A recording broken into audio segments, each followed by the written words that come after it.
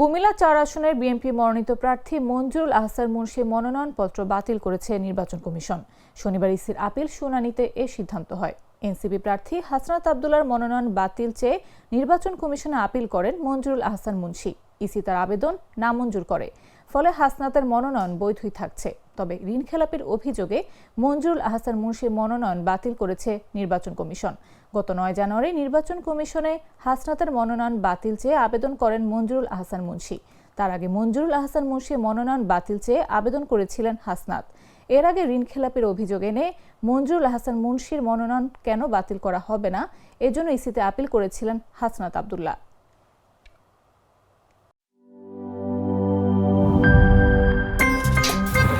আমার একটা স্মার্ট সিদ্ধান্তে 25% গ্যাসের খরচ কমেছে। ভাবছেন কিভাবে?